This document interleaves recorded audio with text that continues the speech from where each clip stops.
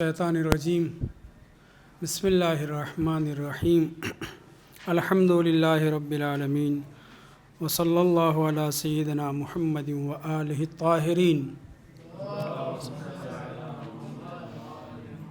ولعنۃ اللہ علی اعدائہم اجمعین من یومنا ھذا الی قیام یوم الدین اما بعد فقد قال اللہ الحکیم فی القرآن المجید وهو اصدق القائلین وقولہ الحق بسم اللہ الرحمن الرحیم والنہار اذا تجلی سورہ لیل کی تیسری آیت ہے، اور اس کو ہم حضرت امام رضا علیہ السلام سے امام زمان علیہ السلام کی جو شباہت پائی جاتی ہے اس کا تذکرہ کرنے جا رہے ہیں۔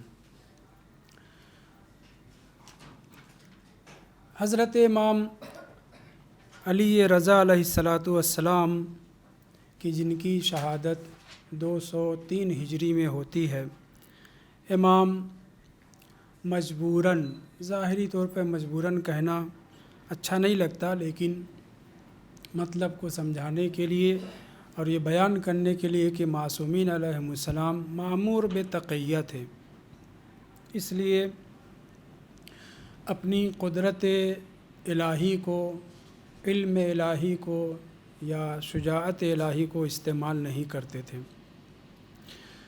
جو شباہت یہاں بیان کی جا رہی ہے وہ یہ ہے، عبارت پڑھتے ہیں: وَأَمَّا ابو الحسن علی بن موسیٰ الرضا علیہ السلام، اور جہاں تک امام زمان علیہ السلام کی شباہت امام علی رضا علیہ السلام سے ہے، فقد جعل اللہ لہ الریاست الظاہرہ، اللہ نے امام رضا علیہ السلام کے لیے اگرچہ ولایت تھی، ولایت عہدی تھی، ظاہری طور پر حکومت نہیں تھی، لیکن تعبیر جو استعمال کر رہے ہیں وہ الریاست الظاہرہ، ظاہری حکومت اور سلطنت امام رضا علیہ السلام کو ملی تھی۔ کس اعتبار سے؟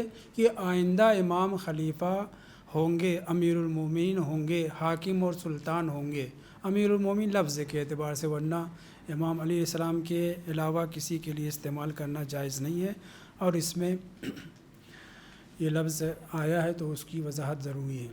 توجہ کریں، فقد جعل اللہ لہ الریاست الظاہرہ، اللہ نے امام رضا علیہ السلام کے لیے، مامون نے نہیں، وہ تو مجبور تھا، وہ تو سیاست کر رہا تھا، وہ تو سادات کی جگہ جگہ جو قیام اور انقلاب برپا کر رہے تھے اس کو کچلنا چاہ رہا تھا امام کے ذریعے، کہ جب تمہارے سربراہ میرے ولی عہد ہو چکے ہیں تو تم لوگ کیسے میری حکومت کے خلاف قیام کر رہے ہو۔ واضح ہے، سادات حسنی خاص طور سے جو جگہ جگہ مختلف شہروں میں، ملکوں میں، اس زمانے کے حساب سے ملک ہی کہیں، شہر کہہ سکتے ہیں، جو جگہ جگہ قیام کر رہے تھے عباسی حکومت کے خلاف، جب امام ولی عہد بن گئے تو مامون کو موقع مل گیا کہنے کا کہ آپ لوگوں کو اجازت نہیں ہے، اور بہت سے انقلابات ٹھہرے۔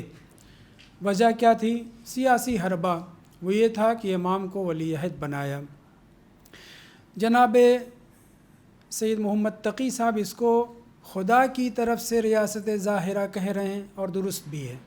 امام رضا علیہ السلام کو رضا کیوں کہا جاتا ہے؟ مختلف باتیں کہی گئی، ان میں سے یہ کہ سب مؤلف و مخالف سب امام کی ولایت عہدی پہ راضی تھے، اس لیے راضی کہا گیا۔ جی نہیں، رضا کا لقب خدا نے عطا کیا ہے، ظاہر ہوا ہے بعد میں ولایت عہدی کے بعد، اور آج تک ہم امام رضا علیہ السلام کہہ رہے ہیں، جبکہ اصل نام علی تھا۔ والاستعلاء علی ما، استعلاء یعنی سلطنت، حکومت، قبضہ، علی قبضہ لفظ بھدا یہاں پہ، اختیارات کس پر؟ علی ما، ان امور پر، ان قلمرو پر کہ لم یستولی علیہ آباؤہ الطاہرون علیہم السلام، کہ جن قلمرو کے اوپر، جن حکومت کے اوپر، جن امور کے اوپر امام رضا علیہ السلام کے آباء طاہرین کو استعلاء، سلطنت اور ظاہری طور پر سلطنت حاصل نہیں ہوئی تھی۔ امیر المومنین علیہ السلام خلیفہ بنے تھے، لیکن اس وقت اسلامی دائرہ محدود تھا۔ اسی طرح سے امام حسن علیہ السلام چند مہینہ جب تک مصالحت نہیں ہوئی تھی، امام کی حکومت تھی مگر محدود تھی۔ امام رضا علیہ السلام کے زمانے میں قلمرو اسلامی طوس تک، افریقہ تک، مختلف علاقوں تک پھیل چکا تھا، اس لیے یہ لفظ استعمال کیا جا رہا ہے۔ اور دوسری بات یہ ہے کہ جناب محمد تقی تستری صاحب بہت پڑھے لکھے تھے، لیکن کہنا پڑتا ہے ہم آپ بھی اسی طریقے سے کسی امر میں بہت زیادہ ترقی کرتے ہیں، کسی میں نہیں، تحت الشعاع ہو جاتی ہے۔ ایک آدمی اگر کسی چیز میں تخصص پیدا کرتا ہے تو دوسرے امور میں ضروری نہیں کہ وہ صاحب نظر ہو۔ جناب علامہ محمد تقی صاحب صاحب کتاب ولائی امور میں، امامت کے امور میں، اور خاص طور سے مہدویت کے امور میں بہت آگے تھے، لیکن ضروری نہیں ہے کہ وہ تاریخ وغیرہ اور دیگر امور کے اوپر بھی اسی طریقے سے تخصص رکھتے ہوں۔ متوجہ ہیں میں کیا کہنا چاہ رہا ہوں؟ تو جناب محمد تقی اصفہانی صاحب جو یہاں فرما رہے ہیں کہ امام کو ولایت ظاہریہ، ریاست ظاہریہ حاصل ہو گئی، استعلاء حاصل ہو گیا، جی نہیں، امام نے ولی عہدی کے کاغذ کے اوپر، اس دستاویز کے اوپر اس شرط کے ساتھ امضا کیا تھا کہ جب تک تو زندہ ہے لا آمر ولا انہا، لا اعزل ولا انصب، نہ میں کسی کوئی حکم دوں گا، حکومت چلاؤں گا کسی بھی معاملے میں، کہ اب آپ ولی عہد، جیسے آج کل ولی عہد محمد بن سلمان اور ادھر بحرین کا، یہ لوگ خوب جگہ جگہ جاتے ہیں اور بہت سے معاہدے کرتے ہیں۔ نہیں، امام رضا علیہ السلام نے کیا کیا؟ نہ میں امر کروں گا، کوئی ایک بھی امر، چھوٹا سا بھی امر ہو سکتا ہے، بڑا سا بھی حکومتی معاملہ ہو سکتا ہے، کسی قرارداد وغیرہ کے سلسلے میں نہ کوئی امر کروں گا، نہ ہی کروں گا، نہ کسی کو معزول کروں گا، ایک چھوٹا سا سپاہی ہو اور چاہے وزراء میں سے ہو، کیبنٹ کے جو ہے مثلا حکومت کے افراد میں سے، کسی کو میں معزول بھی نہیں کروں گا، نہ کسی کو نصب کروں گا، ایک چھوٹے سے خادم کو بھی میں منصوب نہیں کروں گا۔ یہ کیسا ولی عہد ہے؟ متوجہ ہیں؟ یہ کیسا ولی عہد ہے جو ایک چھوٹے سے نوکر کو بھی منصوب کرنے کے لیے اپنا شانہ خالی کر رہا ہے۔ امام کی سیاست، الہی سیاست یہ تھی کہ میں نہ کسی کو منصوب کروں گا اور نہ کسی کو معزول کروں گا، نہ میں امر صادر کروں گا، حکومتی امر حکومتی صادر کروں گا، نہ ہی کسی کو روکوں گا کسی چیز میں ولی عہد ہوں تو ولی عہد دوسرے لفظوں میں نام کا ولی عہد ہوں۔ لہٰذا یہ کہنا کہ ریاست ظاہری امام کو حاصل تھی، استعلاء حاصل تھا قلمرو اسلامی کے اوپر، جناب محمد تقی صاحب کی یہ عبارت مجھے ہضم نہیں ہو رہی ہے۔ نام کیا استعلاء تھا، امام ولی عہد ہیں، لیکن جو آدمی ایک چھوٹے سے غلام کو معزول کرنے کے لیے معزول کرنے کے لیے تیار نہیں ہے، کسی کو ایک چھوٹا سا امر کرنے کے لیے تیار نہیں ہے، نہیں کرنے کے لیے تیار نہیں ہے، یعنی کیا مطلب؟ امر نہیں، شریعت والا امر نہیں، وہ تو امام کی ذمہ داری ہے، امامت کی شان میں سے ہے۔ یہاں خلافت اور سلطنت کی امر و نہیں کی بات ہو رہی ہے، چھوٹا سا قانون ہو یا بڑا سا کوئی قانون ہو، اس سلسلے میں کوئی نظریہ پیش نہیں کروں گا۔ سیریل اگر دیکھا ہو تو فضل ابن سہل کی جو بیوی ہے وہ اپنی بیٹی کے ساتھ کھڑی ہے، اور اس کے بعد جب مامون آ کر کے فضل ابن سہل کہتا ہے کہ انہوں نے ولایت عہدی قبول کر لی، تو کہا کہ کیسے قبول کی؟ تب وہ بیان کرتا ہے، کون؟ فضل ابن سہل بیان کرتا ہے کہ انہوں نے ان شرطوں کے ساتھ ولایت عہدی قبول کر لی۔ فوراً اس کی زوجہ کہتی ہے قبول نہیں کی۔ یعنی کیا؟ یعنی نام کا امام ولی عہد ہے، نام کے ولی عہد ہیں، امام نے قبول نہیں کیا۔ وہ عورت بھی سمجھ رہی تھی، جو اپنے شوہر کو بھی مشورے دیا کرتی تھی، فضل ابن سہل کو، یقیناً سیریل آپ لوگوں نے دیکھا ہوگا، اس میں سیدھے وہ کہہ رہی نہیں، انہوں نے ولی عہدی زبردستی کی ولی، تحریری ولی عہدی ہے، عملی ولی عہدی نہیں ہے۔ امام کو استعلاء حاصل نہیں تھا، ریاست ظاہری حاصل نہیں تھی، لہٰذا جناب سید محمد تقی صاحب کا یہ فرمان بظاہر درست نہیں ہے۔ میں اشکال نہیں کر رہا ہوں، میں اپنی سمجھ بتا رہا ہوں۔ وارتفعت التقیۃ والخوف فی زمانہ فی الجملہ، فی الجملہ اور ایک مرتبہ بالجملہ، بالجملہ یعنی مکمل، فی الجملہ یعنی تھوڑا سا، اور امام رضا علیہ السلام سے تقیہ ختم ہو گیا تھا، خوف ختم ہو گیا تھا۔ آپ لوگ بتلائیے کیا واقعاً خوف ختم ہو گیا تھا؟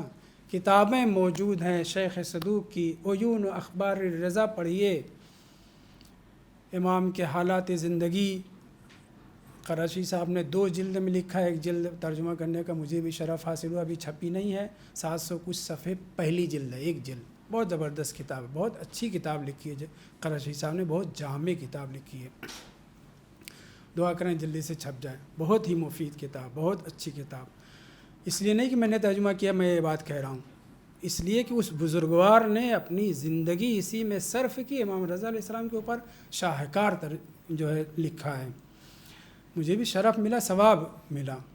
توجہ کریں کیا کہہ رہے ہیں، ورتفع تقیتو، تقیہ مرتفع ہو گیا، ختم ہو گیا، والخوف، خوف بھی ختم ہو گیا، فی زمان ہی امام رضا علیہ السلام کے زمانے میں، فی الجملہ، یہ بھی بظاہر درست نہیں ہے، سادات کو شہید کیا جا رہا تھا، جگہ جگہ اس کے گنڈے، وہی جو سپہ سالار تھے، سادات سے ٹکرا رہے تھے، وہ امر بالمعروف کرنا چاہ رہے تھے، وہ حق کی حکومت قائم کرنا چاہ رہے تھے، وغیرہ وغیرہ، اور یہ کیا کر رہا تھا، اپنے گنڈوں اور اوباش، وہی سپہ سالار کے ذریعے جگہ جگہ ان کے قیام کو دبا رہا تھا، نہیں قابو چل رہا تھا تو امام کو مدینے سے مرو بلوایا، اور پھر اس چال کہہ لیجئے، وہ اپنی چال سمجھ رہا ہے، اور امامت کی چال مکر الہی ہے، سازش الہی ہے، جس کے اوپر کوئی غلبہ حاصل نہیں کر سکتا۔ امام نے بھی ایسی شرطیں رکھی کہ جس کے بعد امام ولی عہد ہیں بھی اور نہیں بھی ہیں، ہیں اس لیے کہ تحریر ہے، نہیں بھی ہے یعنی کوئی امر و نہی نہیں، چھوٹا سے چھوٹا امر، میں تاکید کر رہا ہوں، چھوٹا سے چھوٹا امر، کسی کو کسی جگہ رکھنا، کسی کو کسی جگہ سے معزول کرنا، دربار کے اندر، دربار سے باہر، پولیس کے ڈپارٹمنٹ میں، کسی اور، کہیں نہیں، کچھ نہیں، فضل کی بیوی نے کہہ دیا، پھر امام نے ولی عہدی کہاں قبول کی، اور ایسا ہی ہے۔ حقیقت میں امام نے نام اس لیے کہ وہ چاہ رہا تھا کہ اس نے قتل کی دھمکی دی تھی، آخر میں امام کو قتل کی دھمکی دی تھی، امام اور حجت خدا اپنے کو قتل کے معرض میں نہیں ڈال سکتے، خدا پسند نہیں کرتا، پچھلے ہفتے بیان کیا گیا، الا یہ کہ امام کی مدت حیات جو خدا کی نظر میں ہے وہ آن پہنچی ہو تو وہ زہر کا پیالہ بھی پی سکتے ہیں، وہ الگ بات ہو گئی، متوجہ ہیں۔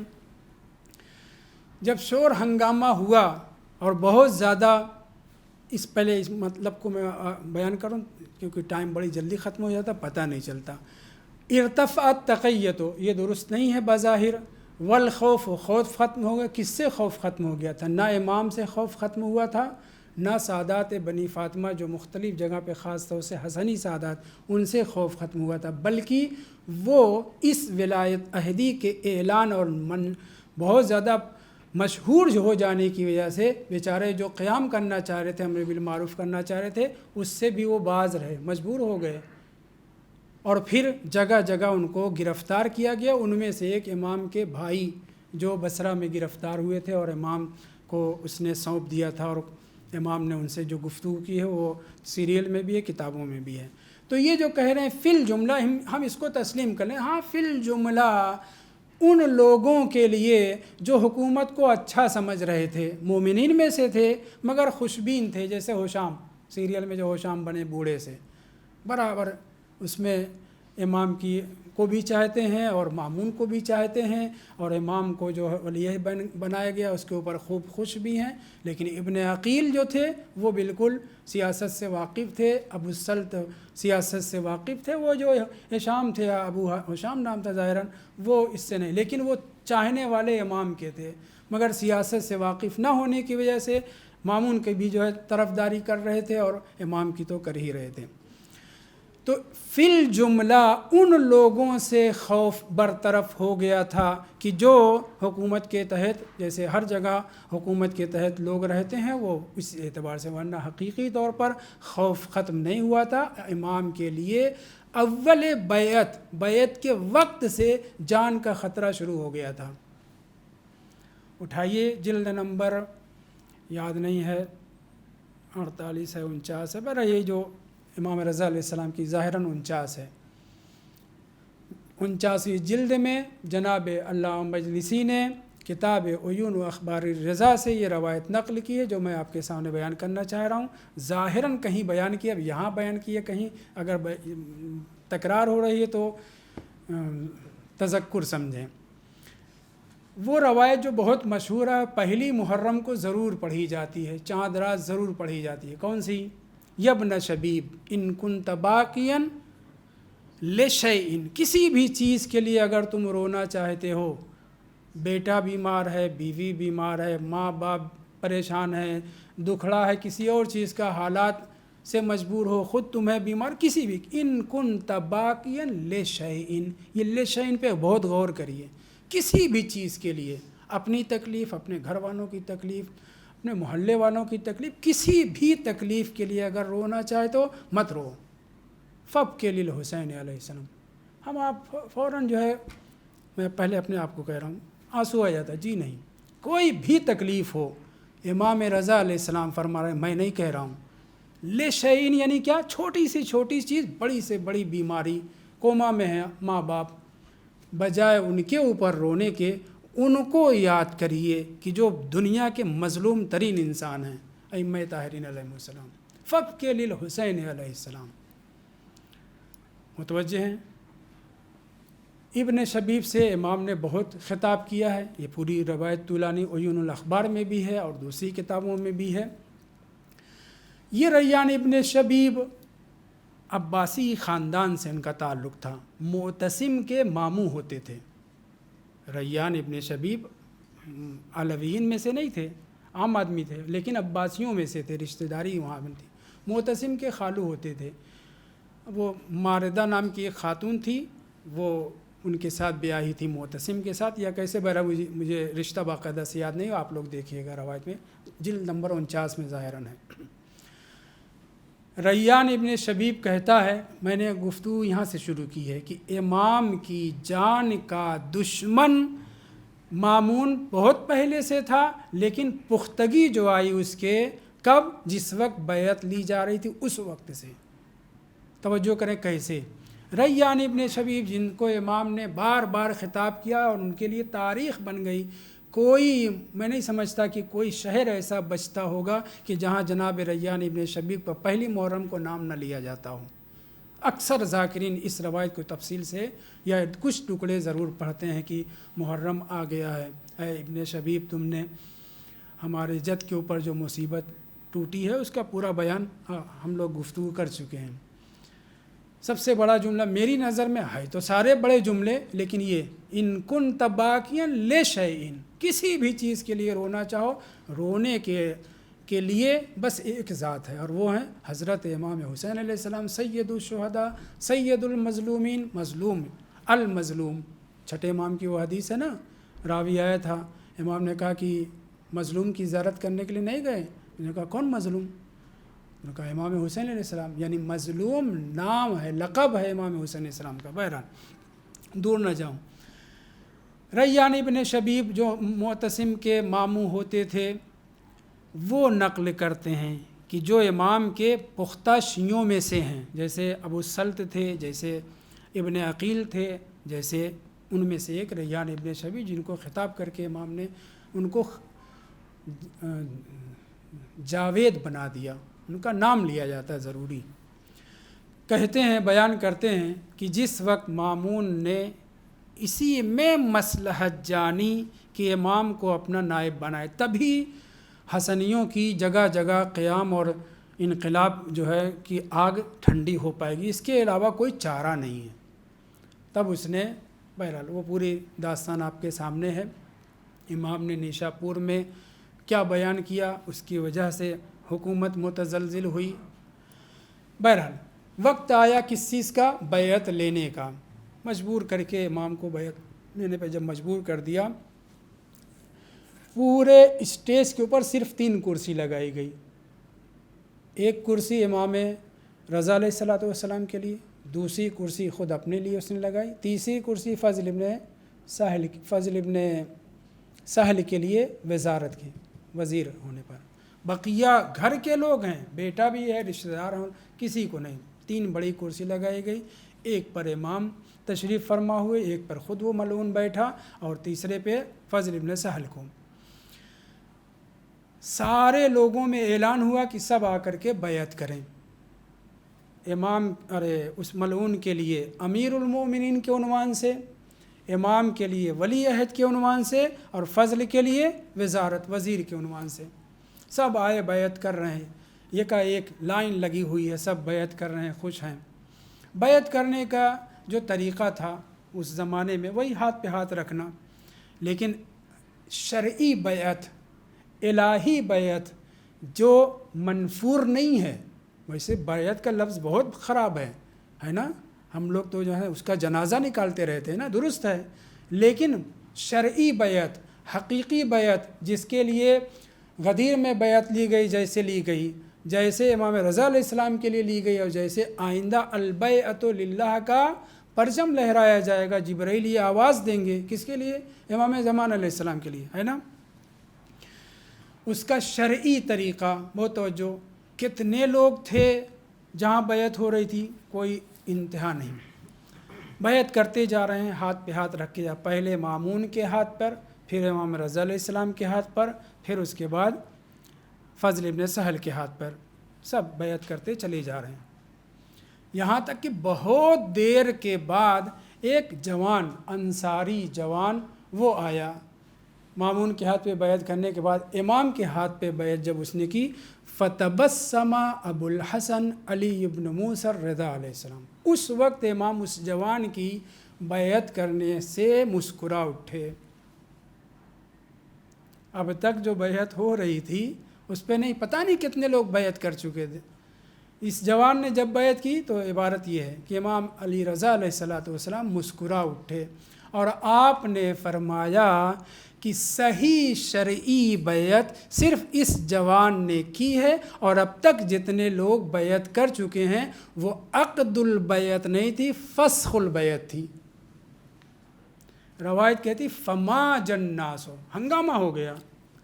امام نے جب اس نے پوچھا کہ یہ آپ کیا کہہ رہے ہیں کہ اب تک جتنے لوگوں کی بیعت ہوئی سب فسخ البیعت تھی، عقد البیعت نہیں تھی، اور پھر امام نے کہا ہاں ایسا ہی ہے، بس اس جوان نے عقد البیعت کیا ہے، ما قبل جتنے لوگوں نے بیعت کیا ہے وہ سب کیا ہے؟ فسخ البیعت ہے، یعنی بیعت کے توڑنے کا جو طریقہ ہے وہ سب کے سب استعمال کر رہے تھے۔ جیسے ہی یہ امام نے کہا، روایت ہے فما جناسو، لوگوں میں ایک ہنگامہ ہو گیا، موج، ہیجان پیدا ہو گئی، یہ کیا بات ہوئی؟ اور پھر جب مامون نے پوچھا کہ وہ کیا ہے، تب امام نے جو لفظ استعمال کیا ہے اس پہ توجہ دیں۔ امام فرماتے ہیں مامون سے کہ اب تک جو بیعت کر رہے تھے وہ فسخ البیعت کر رہے تھے، بیعت توڑنے کا انداز تھا، اب جو بیعت ہوئی ہے اس جوان نے جو کیا ہے وہ بیعت کے گانٹھ باندھنے کا، بیعت کرنے کا جو انداز ہوتا ہے وہ کیا۔ امام نے بیان کیا عقد البیعت، مجھے یاد آ رہا ہے کہ میں نے بیان کیا ہے کہیں، ہوا من اعلی الخنصر الی اعلی الابہام، مثلا یہ ہاتھ ہے، سب آتے تھے، ہاتھ رکھا، دیکھیں میرا ہاتھ داہنے ہاتھ پہ داہنے ہاتھ رکھ رہے تھے، یہ ہے، آپ آئے ادھر سے، آپ کا ایسے ہاتھ پڑے گا نا، تو اعلی الابہام سے اعلی الخنصر، تو یہ خنصر بنصر وسطی علیہ سبابہ ابہام، یہاں سے ہاتھ ایسے رکھتے تھے اور ایسے اعلی الابہام پہ لے گئے، اس طریقے سے سارے کے سارے بیعت کر رہے تھے۔ جتنے آدمی اب تک آئے سب نے داہنے ہاتھ پر داہنا ہاتھ اپنا مارا، لیکن کیسے؟ یہاں سے شروع کرتے تھے ایسے، اور ایسے لے کر کے ختم کرتے تھے۔ یہ جو جوان آیا تھا اس نے امام کے ہاتھ پر کہاں سے شروع کیا؟ ہاتھ اپنا رکھا، ایسے نہیں، ایسے ہاتھ رکھا، اعلی الخنصر سے اعلی الابہام پر۔ امام مسکرا دیے، جب مسکرا دیے تو مامون بھی جو ہے پوچھنے کا وجہ کیا سبب ہے، کس لیے مسکرا رہے ہیں؟ تب امام نے بیان کیا کہ اب تک جتنے لوگوں نے بیعت کی ہے وہ بیعت توڑنے کا طریقہ تھا، بیعت کرنے کا طریقہ نہیں تھا۔ امام نے فرمایا عقد بیعت صحیح میں یہ ہے، ہوا من اعلی الخنصر، خنصر کے اوپر کے حصے سے شروع کریں گے، الی اعلی الابہام، وفسخھا، اور بیعت کے توڑنے کا طریقہ کیا ہے؟ من اعلی الابہام الی اعلی الخنصر۔ بہت چھوٹی سی بات ہے نا، بہت چھوٹی سی بات ہے. امام چاہتے تو پہلے شخص کے اوپر توڑ دیتے. پہلے شخص نے جب بیعت کی تھی تبھی ٹوک دیتے، کہہ دیتے یہ بیعت کا طریقہ نہیں. جو اپنے آپ کو 30 مارکھاں بنتا ہے نا، اس کو ایسی ہی جگہ صحیح طریقے سے ذلیل ہونا چاہیے. سب بیعت کر چکے، پتہ نہیں کتنے لوگ بیعت کر چکے، اور جب اس جاننے والے انصاری جوان نے بیعت کیا اور امام مسکرایا، اس نے سبب پوچھا، تب امام نے وضاحت کی کہ اب تک بیعت توڑی جا رہی تھی، اب صحیح معنوں میں یہ ایک شخص نے بیعت کی ہے. نتیجہ کیا ہوا معلوم ہے؟ فَأَمَرَ الْمَأْمُونَ بِإِعَادَةِ النَّاسِ الْبَيْعَةَ عَلَىٰ مَا وَصَفَهُ ابو الحسن علیہ السلام. سارے لوگ جتنے بیعت کر چکے تھے سب کے لیے اعلان ہوا کہ پھر سے سب آئیں بیعت کرنے کے لیے. کتنے لوگ تھے، پورا شہر ٹوٹا پڑا ہوا تھا، کتنے دور دور سے شعراء اہل بیت کے چاہنے والے جناب دیبل بھی پہنچے تھے. اور امام نے اس جوان کے صحیح طریقے سے بیعت کرنے کے اوپر جب یہ بیان کیا تو ما جناس تو میں نے آپ کے سامنے ذکر کیا. پھر مامون نے حکم دیا کہ جب سب کے سب بیعت توڑ رہے تھے تو اب صحیح طریقے سے سب کو پھر سے بیعت کرنا ہے، ویسے ہی جیسے امام رضا علیہ السلام نے کہا ہے. فقال الناس، تب لوگوں نے کہا، کیف یستحق الامامۃ من لا یعرف عقد البیعۃ. وہ کیسے امیر المومنین ہو سکتا ہے، وہ کیسے ہمارا امام اور پیشوا اور مقتدا ہو سکتا ہے جس کو بیعت کرنے کا طریقہ ہی نہیں معلوم ہے. امام اگر چاہتے تو اس پہلی بیعت پر، پہلے شخص کی بیعت پہ ٹوک سکتے تھے، نہیں. ذلیل ہونا چاہیے متکبر انسان، ملعون انسان. کب؟ جب ماحول ایسا ہو. میں آپ کے سامنے بیان کر چکا ہوں، ایک شخص آیا کہ حضور غلام کا طلاق کیا ہے؟ قرآن مجید کی الطلاق مرتان. پہنچے، دوسرے ملعون کی خلافت کا زمانہ تھا، ابھی یہ روایت مکمل نہیں ہوئی. اس نے کہا کہ جناب طلاق، غلام کا طلاق، کیونکہ غلام کے بعض امور کیا ہیں؟ نصف ہے نا. تو اس نے پوچھا، کوئی جواب نہیں دے سکا. ان سے چندہ مانگ، ان سے چندہ مانگ، کوئی جواب نہیں. قرآن مجید صاف کرا طلاق و مرتان، تیسری مرتبہ طلاق دیا تو حلالہ چاہیے. مولویوں کا فائدہ، صرف مولویوں کا فائدہ نہیں، حلالے میں.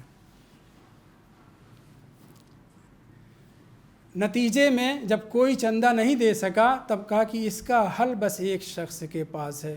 چلو سب کے سب ماں بدولت سب کے سب آئے. امام دروازے پہ ایسے ٹیڑھے ہو کر کے کھڑے ہو گئے.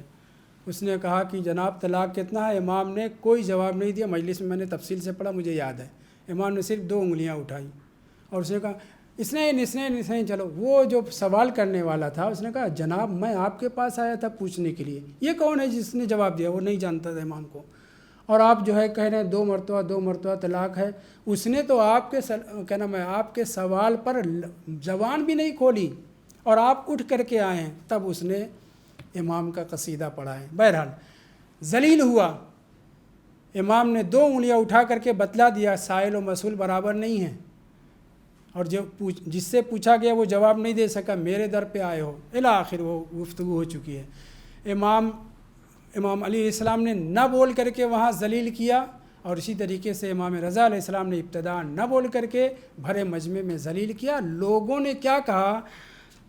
عبارت یہ ہے، فقال الناس کیف یستحق الامامۃ. وہ شخص امیر المومنین کیسے بن سکتا ہے، امام کیسے ہو سکتا ہے، خلیفہ کیسے ہو سکتا ہے؟ من لا یعرف عقد البیعۃ. بیعت کیسے کی جائے گی اس کو یہی نہیں پتہ ہے. بیعت لینے کے لیے تو کتنی مرتبہ بیعت لی جا چکی ہے. روایت کا فقرہ ہے، عبارت اگر کسی کے نکلی ہو تو پڑھے ہے. وہ فقرہ جو ہے بہت ضروری ہے پڑھنا. کہاں میں ڈھونڈوں؟ چلیں آخری بار مفہوم مجھے یاد ہے. لوگوں نے جب یہ کہا، روایت کہتی ہے اس وقت اس نے اپنے دل میں اس ارادے کو پختہ کر لیا جو پہلے سے ارادہ کیے ہوئے تھا. کیا؟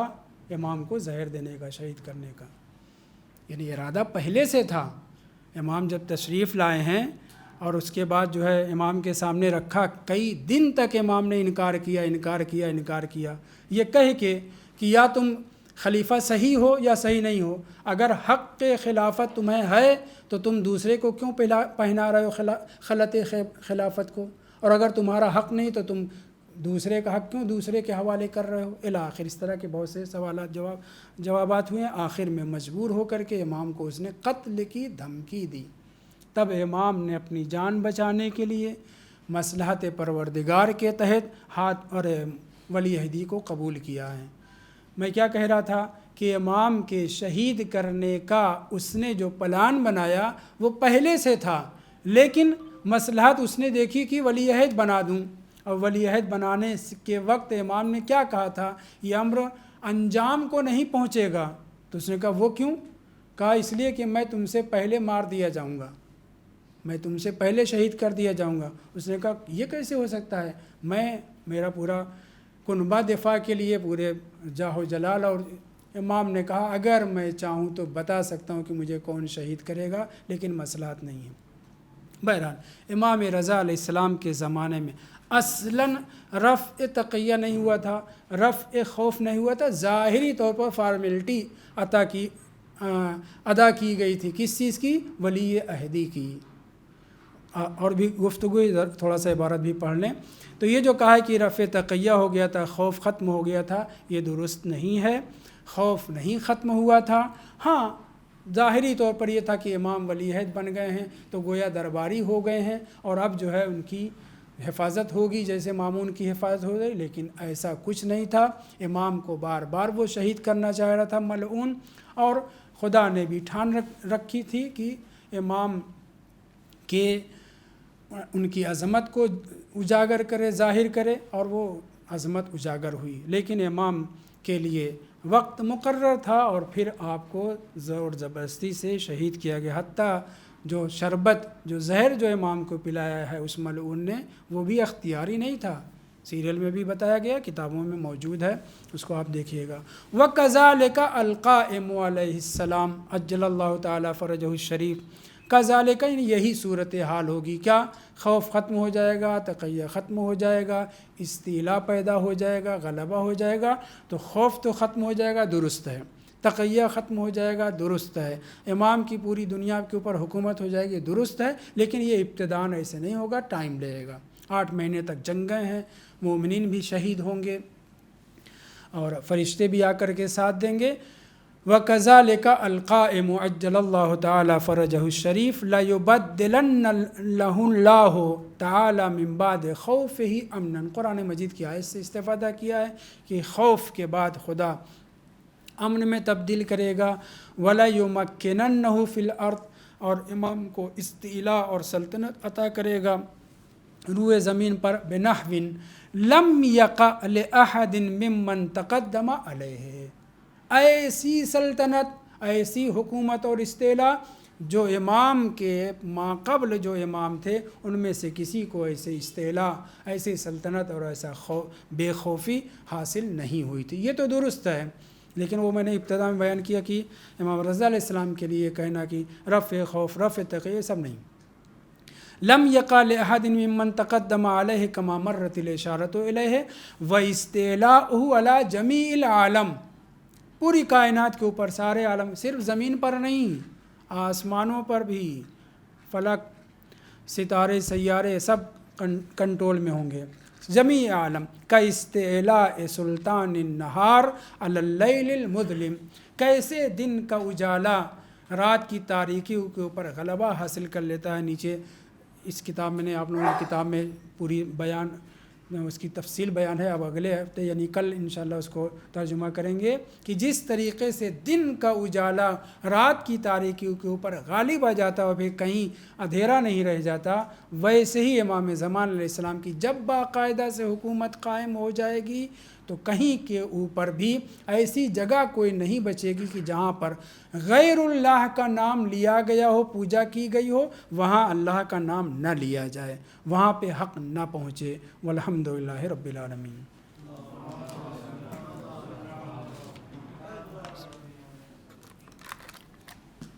درس سے